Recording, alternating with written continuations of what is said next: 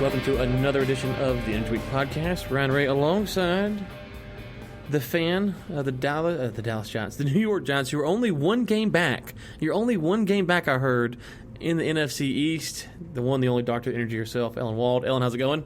It's funny. It's good. We were actually discussing this, that the Giants are actually only one game back, which is not really saying much for the Giants. It's just basically saying about how horrible the NFC East is. But your Saints, hey. They were in your hometown yesterday, walked away with a big W. Yeah, it was impressive. In fact, we were discussing Sean Payton's offensive coaching brilliance. Yeah. It's and it's sad because they passed out, I think, 30,000 fake Gardner Minshew mustaches to the fans yesterday, and they all had to go home covered in tears after they got beat by the Saints. But yeah, well, they're used to that here. I, of course, spent all night watching Yankees playoff baseball, not because I'm a Yankees fan, but because I happen to be married to a Yankees fan who only watches the Yankees when they're in the playoffs. You know, I have a theory about baseball and how long the season is, but I'm a Red Sox fan. I don't know if I'd agreed to this podcast with you if I'd known that your husband was a Yankees fan. But I'm a nominal Phillies fan. Nominal Phillies fan. Nominal Phillies. And mostly baseball is boring. Wake me up. You know, I like to take a nap between like the second and eighth innings. Yeah, there you go. Those are my thoughts on baseball in general. I will say this. I was listening to a podcast last night from Big at Fox Sports. He said if you took the regional market of baseball, where they are, so like the Yankees market, the Rangers, and you took all those little markets, and you looked at how much baseball is consumed on the regional level, it is one of the most popular things in America. But when you go to national, it just doesn't translate, the same for some reason. So anyways, let's get into more interesting things like oil tanker tax and things like that. This news broke. I'm trying to think, where was I when I heard this? Because I was somewhere and I turned on my phone and it was like, oh, yay! Was this Saturday morning? This happened? When was this? Or was it Friday morning? I think it was Friday morning because something like jumped in oil in like pre-hours trading. Like before the markets opened, and then it like went way back down. I'm pretty sure it was Friday morning. Okay, maybe you are right, Friday morning. But regardless, we have another story with another tanker in the same general area we've been talking about. Iran decries cowardly attack on oil tanker. Does no one respect these things anymore? The oil tankers have feelings too, okay? And so it feels like they're being disrespected. You got to stop punching holes in them. Just stop. So this one was actually in the Red Sea. Do you remember way back when there were like Somali pirates in the Red Sea? That's right. And they were like attacking this stuff. Like that was, like before there were the drone attacks and what are they now? The limpet mines that they like attached to the sides. There were Somali pirates. Somali pirates. So this was interesting because Iran came right out and was like, it was a Saudi terrorist attack. And apparently anyone who knew anything, like who had any clue was like asleep or whatever, because oil just like jumped and then went right back down. And we're like, oh wait, it wasn't a Saudi terrorist attack. In fact, like people were looking and they're like, where's the smoke? Where's the anything? What damage are you talking about? What exactly is this? It's interesting because since how was that? July, August. Since whoever it was Pompeo or the other guy, I can't remember his name. Whoever it was who said, if Iran harms U.S., its allies, or allies, third cousin once removed. Like there has been so much stuff that's happened since that moment. It's really interesting how much escalation we've had, and yet, as I say that, despite these regular stories coming out of the Middle East, or the Red Sea in this case, really not much has happened, if that makes sense. There is an explosion here, a ship attack there, but there's not really anything beyond these one-off events. And that's really kind of been, I think, maybe the thing that kind of gets lost in the headlines is, despite that we keep seeing a story every week about a refinery bombing or this, that, the other, there's really nothing more than that going on, it seems like. Exactly. I mean, that you're right. That really is the issue here, is that despite all of these headlines, there's really not that much going on. Like, So what's funny is that they're complaining about this tanker, which is supposed to be, according to, and I know tanker trackers came out with this, they're like, we believe that this tanker is headed towards Syria. So Iran is not supposed to be selling oil to Syria, like totally against all the sanctions that even everybody agrees with. Like even the UN agrees to not selling oil to Syria. It's not just these American sanctions. So everybody agrees that this is a bad idea, shouldn't be doing it. But now they're like complaining that this, tanker suffered all this attack. But no one could find any details about whether it was on fire. They weren't sure, like, was there an oil spill? Was there not an oil spill? Like, what happened here? I mean, it's still actually unclear. So first it says Iran tried to be playing, but so first they made a big deal about it. Then they started to play it down. And it's really, like, it makes you wonder if it was, like, maybe a mistake. Like, maybe they attacked themselves or their proxies accidentally attacked them. I mean, this was a tanker that was traveling without its AS transponder on. So, things are dangerous when you do that. The whole reason to have those transponders on is so people can know where you are. Right. Yeah. So Brent right now is trading at 59.25, WTI at 53.56. I was surprised a few weeks ago when we saw the Saudi attack. That was kind of the first thing that really moved the oil markets. And then the oil markets almost kind of overcorrected for the reaction by kind of tanking the prices.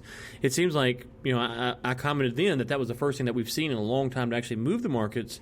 But since then, the markets have really responded by saying, despite that, even something like this, you might see a slight blip, but we're kind of back to that pre-attack market where it's going to take a long, sustained, and I'm not pushing for a war or anything like that, but it's going to take more than just a one-off tanker attack. At this point, it seems to really use that to be the catalyst for price increases. It seems that trade fear and supply fear and all this stuff is really keeping the price down, no matter what's happening over there. Yeah, I think we definitely are. And what's interesting is, of course, my new BFF, who's not really my BFF because I think he hates me, Yasser Rumayyan, after I didn't actually call him this. Well, okay, I did call him a yes man in a Bloomberg piece that I wrote, and then the editor titled that piece, why Yasser Rumayyan is like the wrong man for the job in terms of being chairman of Saudi Aramco. But anyway. You did say that on this podcast, I'm pretty sure. I think I did that. Okay. Yeah, so I did say that. Okay, so Yasser Rumayyan and I are not BFFs. Let's put it that way. We're not yet BFF. According to sources, the relationship is rocky at the moment. Yeah. But anyway, apparently he said at this, they're having some like Russian Saudi oil, whatever the heck. Yeah. I don't know. They're having a Russian Saudi like big fest going on in Saudi Arabia, like involving hawks. And apparently there's an orchestra that's playing part of Bizet's, I probably mispronounced that, opera Carmen, which is like probably the most overused piece in figure skating, if anyone follows figure skating, which I do, for this Russian Saudi fest. So all sorts of festing is going on between Russia and Saudi Arabia. But apparently, my good friend Yasser Rumayyan said that if Saudi Arabia had not responded so quickly and gotten production back up so quickly, then oil would have been $130 a barrel, which is like way beyond what any of the analysts that I called crazy who were like, oil should be at 100 in 2 days were calling for, because Yasser Rumayyan is definitely like knows what's going on in the oil market. I mean, the guy's like a VC investor. He's not. Yeah. But anyway, so he's putting all that on Aramco's ability to, Aramco's incredible like ability to deliver workarounds and have lots of oil in storage and all of those things that we talked about on the podcast several weeks ago. So that's what he thinks is responsible for the fact that we're not at $130 a barrel. Yeah. Okay, well, we're going to circle back around to the Aramco stuff in a second, but next we have to get to a piece that you pinned for The Hill. Yes. Now, I've got to be honest with you. I was reading through the piece, and I saw it had 405 comments. So tell me you didn't click on the comments. I clicked on them. Okay. Boy. So your title is Trump's 15 billion gallon plan for ethanol is a mistake. The first comment literally reads this: Trump's and it's got the 15 billion gallon plan for ethanol scratched out, a mistake. Oh my God, the second one says the president's a prostitute. Yeah. So I haven't seen, I just kind of skimmed through them. I haven't really seen anything about your actual piece, but it was just funny. This always happens. So like it's like a rabbit hole clicking on the comments on the Hill. Like for some reason, there are a bunch of people who just like to sit around all day and comment and get in these huge arguments on the Hill. I don't know. Maybe it's one of the last places that people can just write whatever the heck they want without any moderation, because I mean, it's hilarious. I mean, wow, look at this debate here. This person is an alien, as his little like thing says. Desperate payoff to farmers hurt by his idiotic trade wars. Also, Trump links, this is a socialist redistribution of wealth. And then someone else is like, corn ethanol is another example of why government mandates don't work. Ethanol fuel is the single dumbest program any government has ever enacted. I mean, I'm not going to argue. I really do. I mean, I understand why ethanol policy was created. Like, I actually had to, back in my former life as an academic, I authored a chapter about U.S. energy policy in the 2000s and slightly beyond. So I actually did a bit of research into how the Bush government developed this renewable fuel standard and ethanol plan. And I can see why it kind of made sense back then. But maybe here's my thing. Policymakers are notoriously bad at predicting the future. I mean, I'm no good at predicting the future, and basically neither is anyone else, but policymakers really, really suck at it, because the difference is they think they can. We know that we can't. Right. That's the difference. And they actually have the power to do the things that we can't do either. So the genius policymakers during the Bush era thought, hey, gasoline prices are going up and we haven't found any more oil, and this is just going to be the way it is. They just thought like the state that we're in now is going to be the way it is forever. They looked at that curve and they just saw it going up and up forever, which is just, we know that things change. We have technological developments, whatever. And so they're like, wouldn't it be great if we so ethanol is actually useful for gasoline. It replaces something called MBTE, which stands for some really long thing called methyl ethyl tetra something or other that I can't pronounce, which you put in gasoline to help it keep a higher octane. But it was found that when you were burning it, the MBTE was getting into the water, and it was a possible carcinogen, and it was not good, and it was doing weird things to fish. And so they realized that they could, instead of using MBTE, they could put some ethanol, which is also a type of alcohol, into the gasoline to have the same effect on the octane. So it's great. So we need a bit of ethanol in our gasoline. That's good. But what we don't need to be doing is putting more ethanol in our gasoline than we need, because ethanol is made from food. Why are we burning a food product? Why don't we do something great with it, like feed the starving children?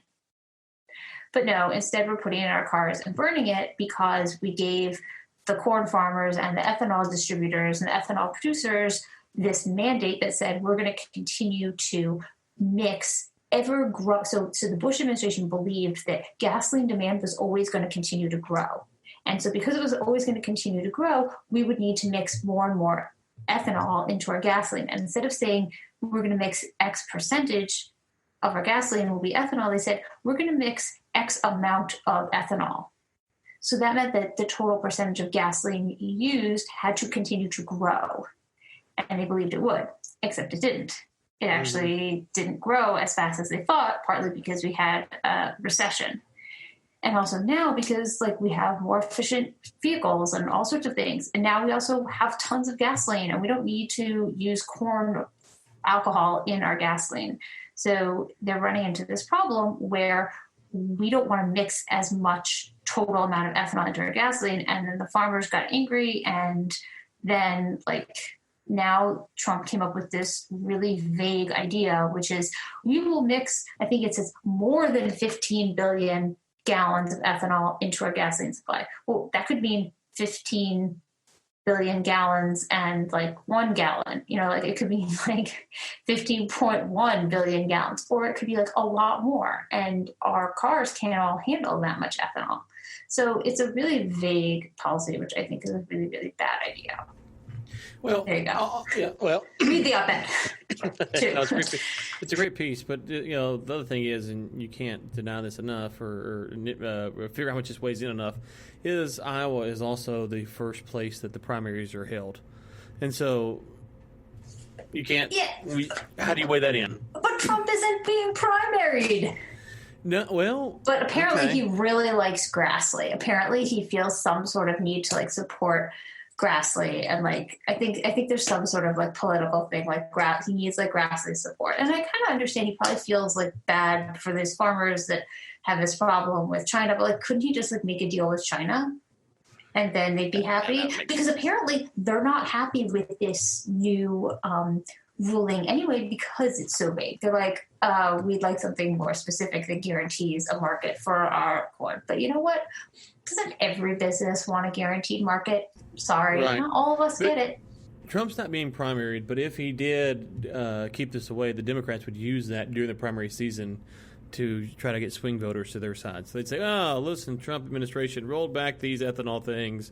You vote for us, we'll reinstate them. Even though it's not a primary message, at some point they do have to start debating him, so they would.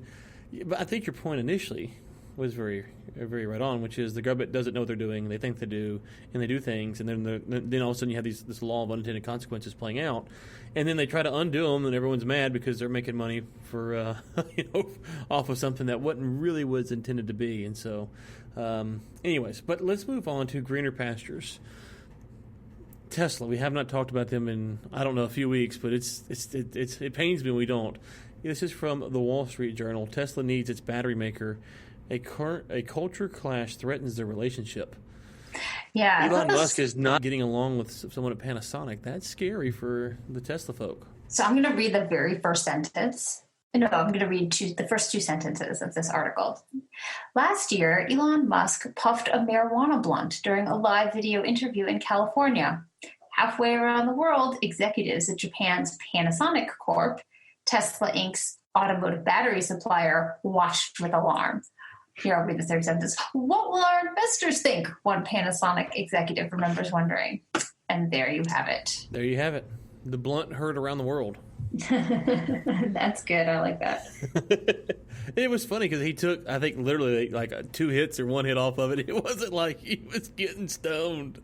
Not that he does or doesn't get stoned, but it wasn't in that moment. It was the meme of him, though, with when he's got it. He's got the blunt away from his face, and the smoke's everywhere in his face. Is kind of like, that's one of the best pictures of him ever, I think. So, absolutely. Tesla is they have to have partners. I think that's one thing that we don't think about, because we typically talk about things, brands, industries as a thing in and of itself. And when you think of Tesla, you think of Tesla. Well, they're making cars. Well, they're dependent, and we've talked about this before. It comes up where they couldn't pay their secondary suppliers. But you don't realize that there's, or think normally at least, on all of the things that it goes in to make a Tesla car that come from outside of Tesla. And those relationships are fundamental, especially when you can't make money.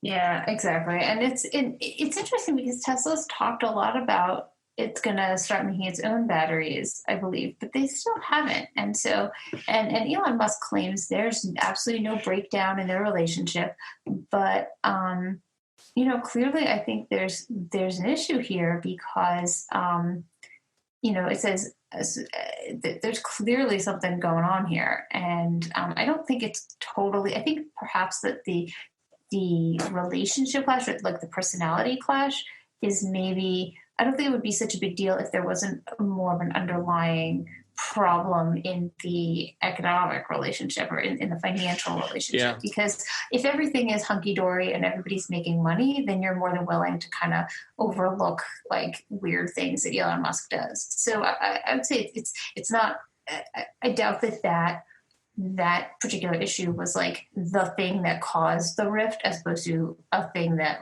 was emblematic of a growing rift. Yeah, and this is one of the things that I think that it's often kind of overlooked, is when you go public You have to deal with, and we're going to talk about this with the Aramco thing in a minute. But when you go public, it's not about how smart you are necessarily. It's not about how efficient you are. There's these other things that influence whether people trust you because they're trusting you with their money.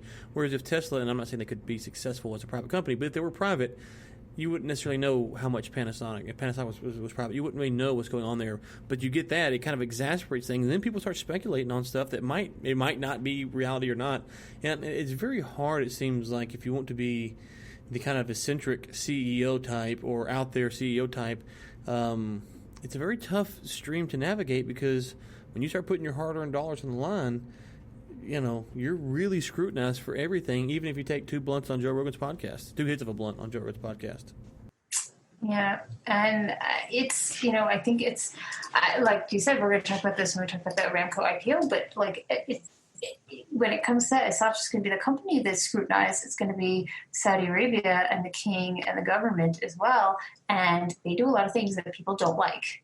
It's not like they're already scrutinized a lot, and it's just going to get worse. Okay, let's turn now to I think a scary story when I heard it break last week. This is from you in Forbes. We're getting the ellen-wald round table today. Yeah. I'm sorry about that, guys. No. It's great. Okay, do California's blackouts signal what's in store for all Americans? If you missed the story, I think it was 800,000 homes and businesses were impacted last week by PG&E. They were cutting the power for, it was like 40. It was almost 1 million people. Yeah. And this was to prevent, to put this in perspective, potential wildfires. And that last year they had, was it 85 people died in wildfires or something like that? It wasn't a tremendous amount of people. Obviously, there's a lot of devastation and stuff. But the human life wasn't, it's sad, but it's not, thousands upon thousands of people die.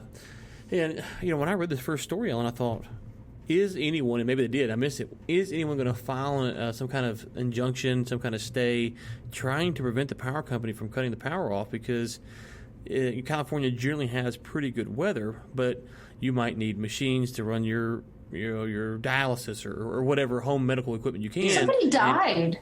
There was a report that somebody died because their oxygen machine or whatever didn't work. Yeah. So it's a very, very serious thing. And those of us who experience periodic power outages due to hurricanes and stuff like that, it's sure. If you're a generally healthy person and you can deal with this stuff, but there are a lot of people who cannot survive without electricity. So what do these people end up doing? So either they've got generators and they've got to fill them with diesel fuel, and that's nasty and awful. Also, you've got people's businesses. I mean, this isn't just when there's a hurricane, no one's going out to the store anyway. But this is a regular day that just happens to be really windy and hot and dry. So it's a serious issue. And of course, as I'm looking at this, I just noticed a typo, which is going to bug me to no end. So I'm going to have to fix it. But anyway, forgetting my stupid typos. One of the interesting things about it, though, is that and one of the reasons I wrote the piece was because it's entirely possible that this could, in some cases, become a new norm for Americans. So, say we stopped using fossil fuels. So we might not experience blackouts we have to shut it off because we're afraid of causing a wildfire. But what if we just don't have enough energy? What if we just have brownouts? They're okay, this part of the city, you don't get power today because we just don't have enough. Right. I mean, this is, my husband used to travel to India for business sometimes. He's the electricity in some places, they're just it's normal, it just goes out. It just doesn't, that's just the way it is. But we're not accustomed to that. But is that going to be our new normal? Do you, in 20, 30 years under, are we going to, is this going to be what we just have to live with because, someone who got elected decided that we just got to, we can't use fossil fuels anymore. No more natural gas. So a couple things. I was in South Africa earlier this year, and the power went out, and they were all kind of embarrassed because we're having these high-level meetings, and the power goes out, and it's because they can't handle the power load. That's one thing. Okay, if your system, you can't produce the power, you have blackouts because you can't handle base load or not base load, but peaking. What we're talking about here is a government-owned entity. I'm assuming PG&E is. I don't know, or government influence at least. It's a utility, so it has it's a government, so it has a monopoly, presumably. Yeah. Turning the power off. One of the things I have said, and I'm on the record for, and I'll reiterate it here again, is that when you talk about climate change, you talk about stuff like this. There's a lot of people who are a lot further down that road than I am. And it's okay for everyone to have that position until you start causing death by not giving people access to power. And I think these are very scary because, as you say, in Texas, we can't afford, if it's hot and windy in Texas, you can't cut off the power. We would just melt. It's just too hot. It's just too hot. But if you start making energy policy that results in people dying to prevent other energy-related, other disasters, energy policy will shift pretty quickly because people will not tolerate them dying, even though they may be fearful of something happening weeks, months, or years down the road. And so I think it's a very dangerous precedent to be set, and I'm hoping that there will be some legal ramifications, litigation about this, because I'm paying you a power bill every month, and then you call me up on Tuesday and say, hey, just so you know, we're shutting it off for 3 days. I didn't have time to buy a generator. What if I didn't have money to buy a generator? I didn't store up on gas or diesel. What if my ailing grandmother's there? That's, to me, that is and then from the business standpoint, you nailed on, businesses, they have employees. They got to make payroll. They got to do, so I think this is a very, very dangerous precedent that can be set, and I hope there are legal ramifications to prevent this from happening. At least you got to have a disclaimer that says, between this month and this month, if you use our service, then theoretically we could cut it off or whatever. And I do want to talk about. So there's some interesting things when I was researching this article. I kind of slightly fell down a rabbit hole in terms of this, which I thought was interesting. So lots of Californians have put rooftop solar panels, and the vast majority of those people maybe thought that, ooh, we got rooftop solar, so we're not going to lose electricity. Don't work like that. So your rooftop solar goes straight into the grid. Yes, so, right. and the point was it feeds the grid and it's supposed to reduce your electricity bill. So when there's no power, those rooftop solar panels don't do anything. They don't feed the grid. So they're basically useless. Now, some people, and I read one interesting piece where they interviewed these people who kind of live out in a more rural area here. And they, in the wildfires came onto their property but didn't destroy their house. They have very, very large property. But as a result of the wildfires last year, they had no electricity service for many, many weeks afterwards. And so they installed those Tesla power pack things, those batteries.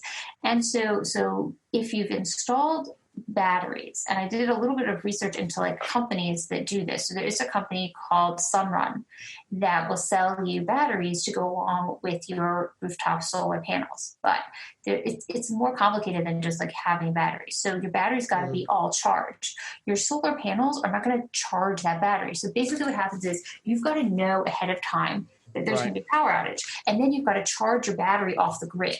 So you can tell it to do that. And then what you do is the battery gets hooked up to only certain appliances, because these batteries can recharge, they can fill up, top up basically from your rooftop solar, which is great, but they're not big enough to really power your whole house. And they're very sneaky, on the website when they're talking about can these batteries really, they don't come out right and say, these batteries will not power all electricity in your house for days. But they'll basically say, with these batteries, you can be sure that your vital appliances, like your security system and your refrigerator and your, freezer or whatever, will continue to run. Which is great because, once you lose, all your food and stuff, and you want to make sure your house is safe.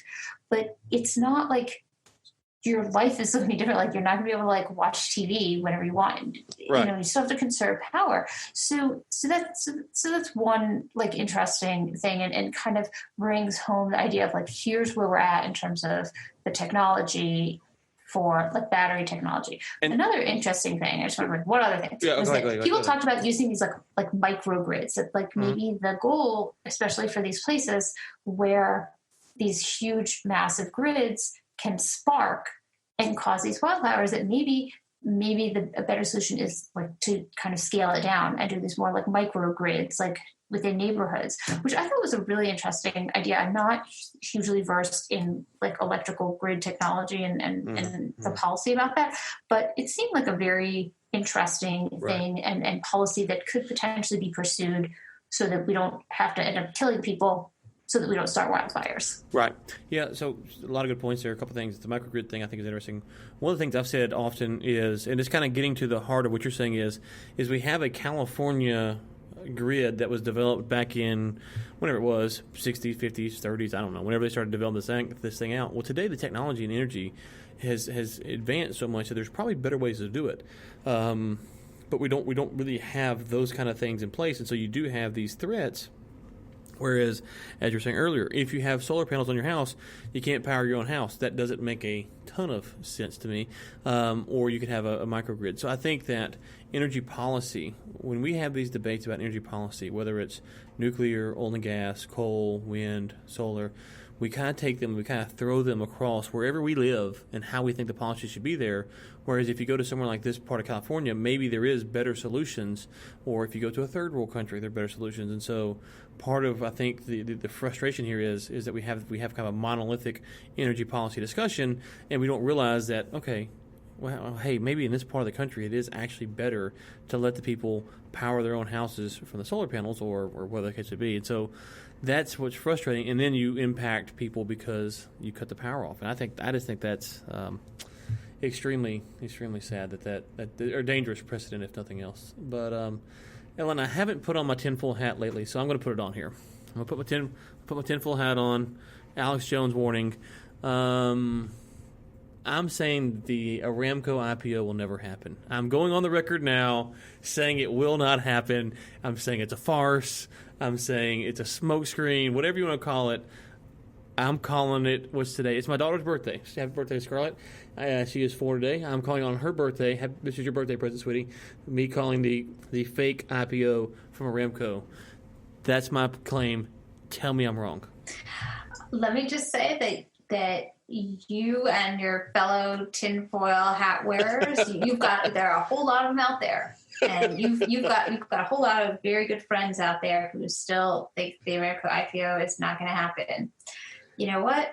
If I thought that the people making the decisions out there, or the people who are making the decisions, had an ounce of rationality in them, I would say the Aramco IPO is not going to happen.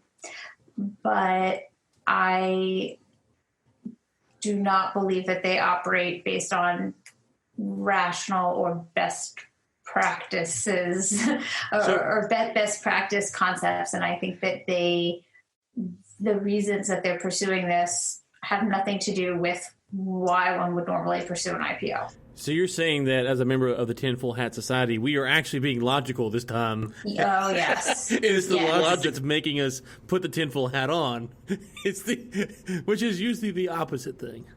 Picture like a cabal of like evil people in a like ornate room drinking some like expensive stuff. Yeah. Thinking to themselves, how can we get like fingers like rubbing? How can we get like Dr. Evil? A little bit of Dr. Evil there. How can we get the most money for ourselves? We will sell these shares in this company. Okay. Yeah. Okay. So let's do a couple quick hitters here, because a lot of people I've been getting questions about the Aramco IPO, and I was like, Ellen's the expert here. I know the answer. Yes. So let's just maybe I don't, but I probably do.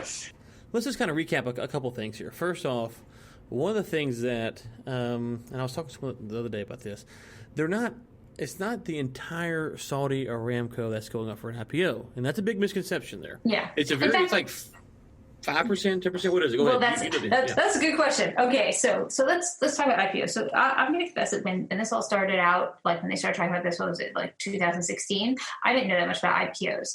So I called up my friendly neighborhood IPO lawyer. Not that I have one, someone that I connected with who really like explained to me the ins and outs of IPOs. So it was very helpful. Basically, like no company, when a company IPOs, they never IPO all the shares in the company.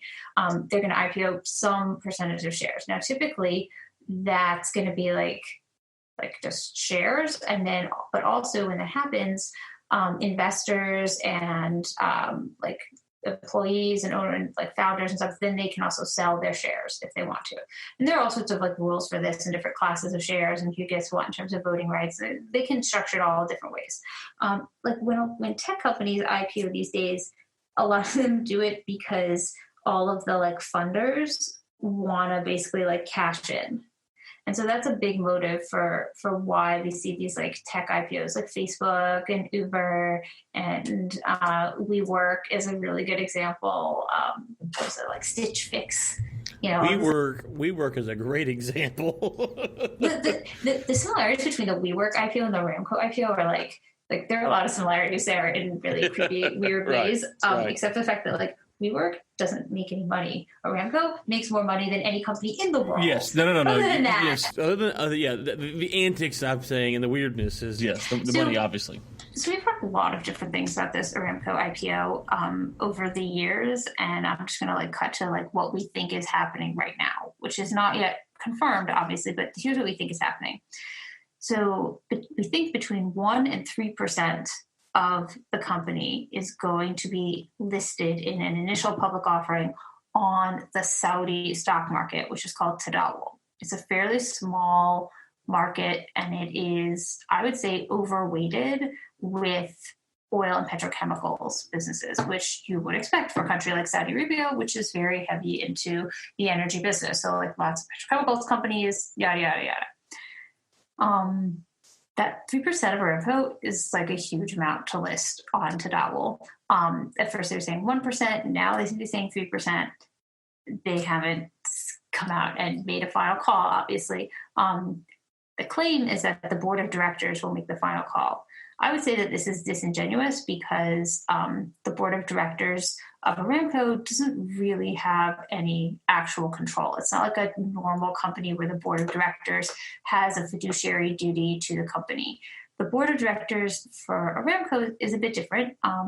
It used to be chaired by the Saudi energy minister, who was also the former CEO. That is no longer the case. The chair of the board is now the head of Saudi PIF. My best bud, my BFF, Yasser Ramayan.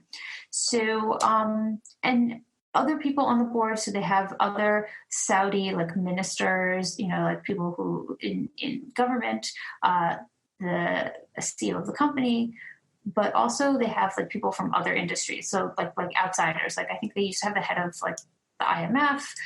There's a woman on there who used to be the head of some oil company. They have like a former BP. But these people basically like rubber stamp the decision. Traditionally, they've rubber stamped the decisions that the company has put forward. So the company says, here's what we want to do. And the board's like, yes, excellent, full steam ahead. There's also something called the Supreme Aramco Council, which we don't know exactly who's on this, but we know that it's chaired by the Crown Prince. And I know Ali Al-Naimi, who is the former CEO and former oil minister, used to be on it. I don't know if he still is. And I believe Yasser Ramayan is also on the Supreme Aramco Council. And they so it's not entirely clear exactly what they do, but they like oversee the board. And I actually interviewed a Aramco VP, and I asked him about it, and he said that the Supreme Aramco Council acts as the shareholders' representative. Now, who is the shareholder? Yeah. Okay, so it ain't the board of directors. The shareholder is, and this was a big question which I asked, because I at one point said, you know what, I think the shareholder is the king. And people were like, no, you can't say that. Don't say that. You're wrong. I said, okay, well, tell me I'm wrong. Then who's the shareholder? Well, it's the government. Okay, well, but this is an absolute monarchy, so who controls the government? The king. Okay, so the shareholder might be the king. It might be the government. It's definitely not the people on the board. No. Yeah, like Ahmed Nasser, who's the CEO, does not have shares in the company. Now, he could have shares. They could, if there's a potential, they're allowed to grant shares to these people. It's unclear if they're going to. So that's like a little bit of like the tip of the iceberg. And I'll just say, because Ryan's being very nice and letting me hawk my own products here, is that so my consulting company has prepared a list of 86 questions that potential investors or anyone who's interested in the Aramco IPO should know about, or at least be asking about the company as this IPO, which may or may not happen, seems to proceed. And so you can get access to those on my company's website, which is Transversal Consulting, but we're going to put a link directly to these questions in the show notes. That's right. So that's where we list some of these questions, like what is the role of the Supreme Aramco Council? Does the board of directors have any fiduciary duty? As a shareholder, say you buy shares, how could you even buy shares? So I cannot just go onto Tadawul and buy shares. You have to be an accredited investor for Saudi Arabia. You have to have a license in Saudi Arabia. So that means that mostly just funds are going to be buying these. However, that means that your pension fund could be invested in the Aramco IPO. Right. You might not even know about it. So, well, and go back to, first off, we will link to that in the show notes, so you can go check that out. So be sure to check that out. I think, and I haven't said this in a long time, but just for perspective here, Ellen, just for perspective, we'll put the tinfoil hat still on. Let's just say theoretically that large pension funds in the U.S. had plays in Aramco and Iranian refineries, Syrian refineries. We would see a completely different geopolitical conversation than we're seeing right now. I think we would. Yeah, and so I think that I want the Aramco IPO to happen because I think that helps the de-escalation of tensions because of the financial interest that goes into that. But I'm not sure it's going to happen. I like that you argued against me by saying I was too logical. That's always good when you lose an argument by being too smart. So thank you. Yeah. thank you for giving me that. You're too smart for your own good. You have to remember, it's not about that. This is about. It's not necessarily about originally I thought this is a company that has done incredibly well. They know what they're doing. They're out there to make the most long-term profit they can. They're very smart about what they do. I do think that this is an extremely well-run company. They do they're the best out there, and they're really, really good at making money, which is, when you invest in something, that's what you want. It's important. It's important. And so, but it's clear that this IPO is happening because the government wants to extract money from this company, and they want to use it to pursue their own purposes. And so that means that the shareholder or the government or whatever it is not necessarily doesn't have the company's best interests in mind when it's doing this.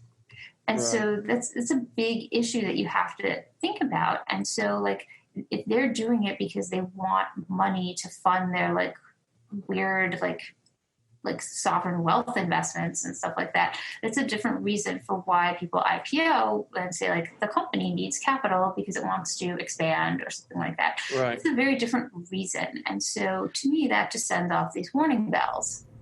Yeah, well, I will say this. If they do IPO next year, it is a great sign, I think, for the oil markets.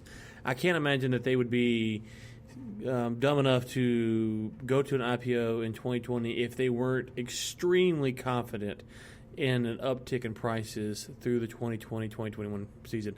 Obviously, they can't control that, but I'm going to play devil's advocate and say they wanted that it could be. Okay, no, I'm not saying you're wrong because you could totally be right. And a lot of people do. And the argument you're making is one that I think it does not get enough. It doesn't get enough traction and enough. It's not being looked at enough today because everyone's looking at demand in the next 6 months, where they really should be looking at supply in the next 5 years. And that supply in the next 5 to 10 years could be constrained a lot more than we feel like it would be just because we're not constrained with supply now. So perhaps that's the calculus. Okay, great. So that means that your share should appreciate in value. I don't think that that's why they're doing this. I think they're doing it because they want money now. And anyone who, why do you think they got rid of Al-Fali? Well, okay, so let me ask you this. Let me pull up the historic oil prices. The historic oil price the last time they were serious about this was, 2018? 2017, sorry? That's the last time they were really talking about it, right? Yeah. So in 2017, I'm on macro trends, just kind of picking some random spots here. Let's see here. This is 2017. So it looks like in 2017 the price started out at 57, and then it peaks out at the end of the year at 62.96. So that's 2017. But then 2018 you had a strong price, but then it plummeted down to 46 by the end of 2018, and this year we've kind of recovered. So my theory would be, if I'm correct, is that in 2017 they were looking at it, and they foresaw the fall at the end of 2018, whereas now they'd be reversing that, saying the price is soft, and we expect it to go up to the right. If you look at what's going on here in the U.S., the rig count's fallen. So we have the question about the ducks. How many ducks are going to come online? And I'm so tired about the blasted ducks, but it's like I can't escape them things. The duck debate will hopefully be over soon. I don't know what to do anymore. It's the silliest thing. It's the silliest thing we talk about in the world. The duck debate. No one even knows how many there are or what their viability is. Anyways, the duck debate will be over. So the rig count's dropping. Production will eventually catch up in its decline because there's less rigs. Then the ducks will either come on or they won't come on. It's really kind of an either or. And I say come on, I mean come on in mass. You might have some come on. Either a bunch of the ducks will come on or they won't.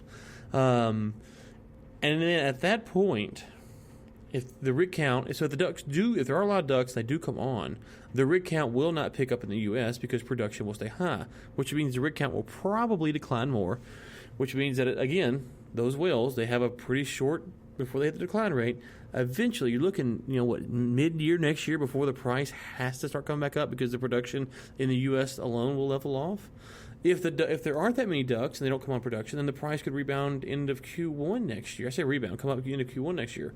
Now, I don't know if it's in their best interest, and I'm sorry, I keep rambling on here. I don't know if it's in their best interest to have the price at $75 a barrel when they go to IPO, because then it's kind of a high bar. But I think that the next 2 or 3 years, they expect it to be a good, solid price. So again, I think that you're using too much logic and too much, you're not thinking like Mohammed bin Salman and his advisors. You're thinking like a smart person who is actually evaluating the market and things like that. So that's a really good argument, and it's interesting that you say that it could be as early as Q1, because I think a lot of people don't foresee that. But that's an interesting argument to look at. I don't think that they're really looking that much at oil price, because remember, they're IPOing on their local exchange. So they're going to get people to buy in no matter what. Oil could be at 100, oil could be at 50, oil could be at 30. They're doing this on the local exchange. So they're not going to go to London at all now? Right now, okay. Right now they are. Okay. If they IPO in November, which they keep sending all these signals that they're going to do, if they IPO in November, it's going to be only on their local exchange. And all these, I missed that. I'm sorry.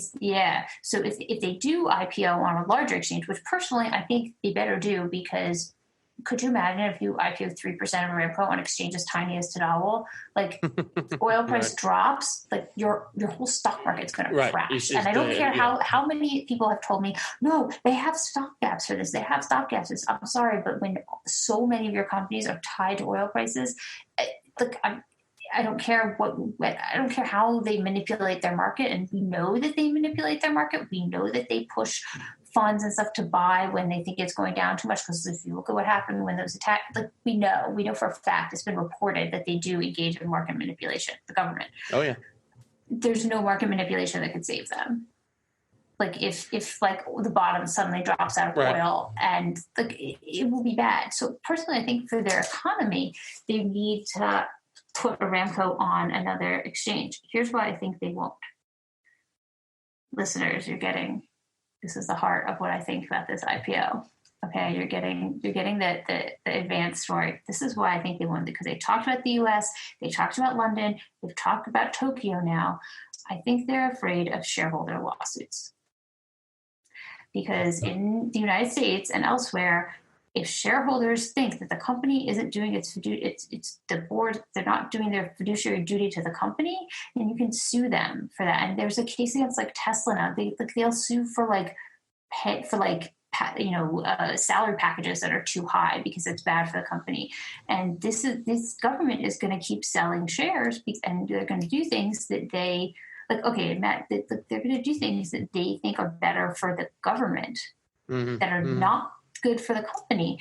But if you're only IPO'd in Saudi Arabia, what kind of shareholder lawsuit is someone going to bring against you? Yeah.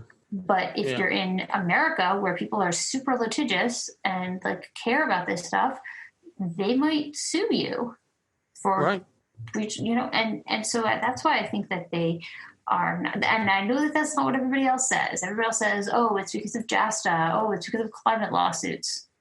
I really think it's because of potential for shareholder lawsuits, and they're not going to get that into Ethanol. They're going to get the money, and they're going to play with their money, and then they're going to sell more shares. The irony here is that you're the expert, so you're probably right, and you sound like you have on the tinfoil hat. I know. I sound like I'm wearing the tinfoil hat. I know. And I was, and I'm going to admit, I didn't think this way initially. If you asked me back in 2016, I would have been like, this makes sense. This is a great company. They've been expanding for years. They're like an IOC. Why not IPO? But, as I kind of got more and more into it and learned more about what they were doing in the processes, and it's very clear why they didn't IPO earlier, by the way, when they were saying we're going to do it in 2017 or 2018, it was very clear the reason they didn't do it is they couldn't, because Aramco was basically, we learned this when they did the bond prospectus, Aramco was basically paying for all of Saudi Arabia's fuel consumption. And you can't IPO when you have Aramco paying for so much. So they had to basically create something they called equalization, which is basically where the government paid them back, not quite market value, but better than subsidies. So the government was basically paying them back for most things. It's not clear. They're probably still providing free fuel to Saudi Airlines at the very least. So they needed to have their financials straight for at least 2 years, where they weren't paying for all of Saudi Arabia's fuel costs before they could IPO. So to me, that was very obvious why they had to pull back on us, even though it would have been great if they IPO'd when Brent was about to hit 80, wouldn't it? Yeah. Okay, so let's recap here. I, Mr. Tinfoil Hat Wearer, do not think they are going to IPO. Ellen thinks they are going to IPO. I think if they IPO, it's a signal for strong prices. Ellen says they are going to IPO because they just want money. So there is the gauntlet on October 14th, subject to change, but that is the position we are both holding at this moment. I'm going to say, if you're going to put the money on one of these horses, bet it on her. She is the expert here. I'm just too logical for my own good. And I can live there. I can live with being too logical for my own good. Yeah. I've been called worse things. So, Ellen, we are up against the clock, though. So it was fun to talk about the IPO. That is kind of it, so everyone can know what's going on. Obviously, we'll link to your questionnaire for your website, so go check that out. Yeah, and Ellen, just so the listeners know, the document is embedded into the website. The PDF is actually embedded into the website, so it should come up really quickly. But if for some reason it doesn't come up when you load it, just press refresh on your browser, and that should bring it up. Some people have had that issue. Okay.